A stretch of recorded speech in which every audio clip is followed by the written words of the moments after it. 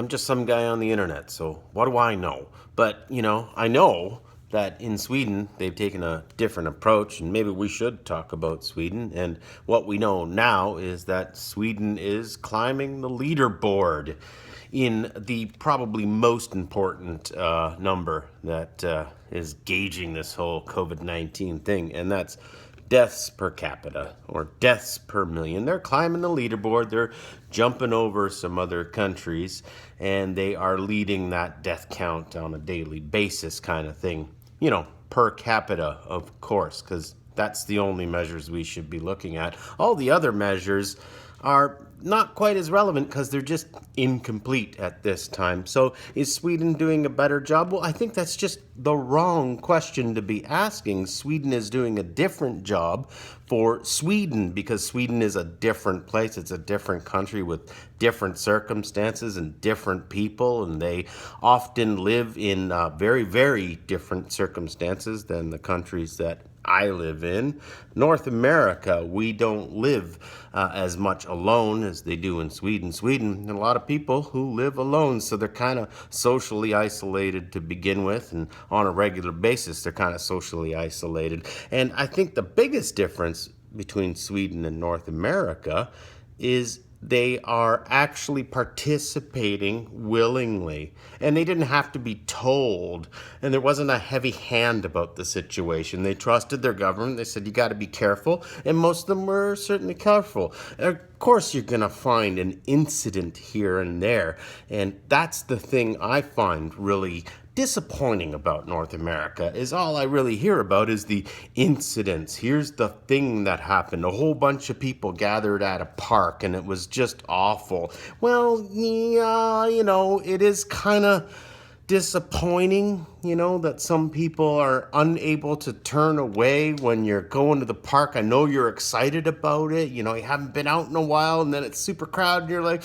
gosh, maybe we should turn around, go somewhere else. Do you necessarily have to be in that park? Can you be on the side streets going for a walk? Isn't that something cool too? I don't know. People make decisions, and we just see these internet viral videos of the incidents. Someone goes to a store and they're not wearing a mask and they get into a conflict with someone, or they cough on someone, which is pretty darn disgusting and objectionable. However, these few incidents we see kind of shows me that North America, yeah, we probably don't react very well to the heavy-handed approach, and the more heavy-handed we got, the more belligerent some people got, and I think leadership underestimated just how pissed off the average person is in North America, and they really don't want any rules from the government, and we need to convince them rather than being heavy-handed. And look, I didn't bring up this whole Sweden thing to say, look, I told you so, Sweden is going up in the death rate. It's not about that at all.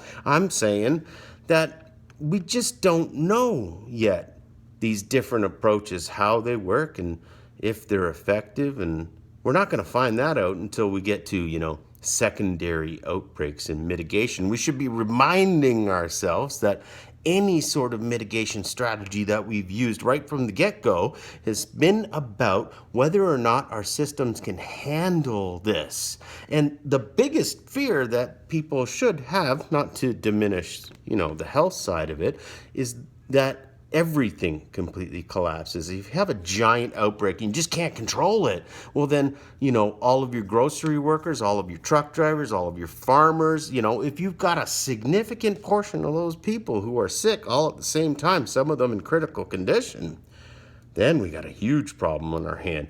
How do people behave when, there's not enough staff at every grocery store?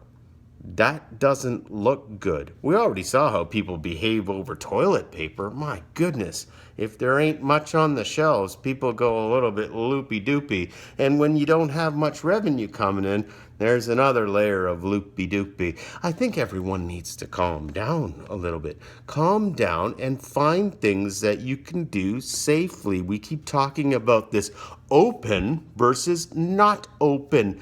That's also the wrong question. We should be talking about how can people change little things. So it's not that you're opening your business, you are adjusting your business, doing something differently. Look, there's a small pawn shop just up the road from me, and it's a small store. It's maybe 500-600 square feet, and I'm like, yeah, I never see a ton of people in there. It's basically one at a time. So a store like that, yeah, what's the problem? By appointment only. You make an adjustment for that business. They're not open like they were in the past. They have adjusted, they have amended what they do to fit a world that needs to have a little bit of social distance and a little bit of careful measures so that we can mitigate the second outbreak. That's the thing people got to think about. The second outbreak is what should be worrisome to folks. Did we take enough measures to put in place enough healthcare capacity? Can we handle an outbreak that's large? I don't know the answer to that question because I'm just some guy on the internet, and what do I know?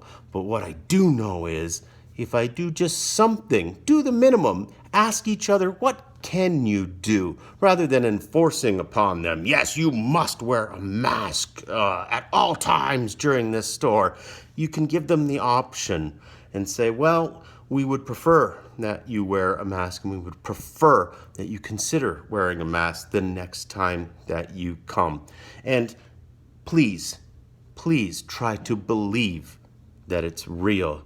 We underestimated the ability for the rich and the powerful and the oligarchs to create conspiracy theories, because I think they just keep making more and more and more. The more we fight about it, the more they take, because the prices go down for stuff and they just buy it up.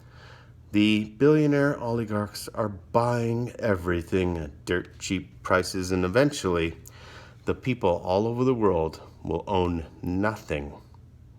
Well, that's what I have to say today. Is Sweden doing a better job? I don't know, and neither do you. Thanks for watching. Just some guy on the internet.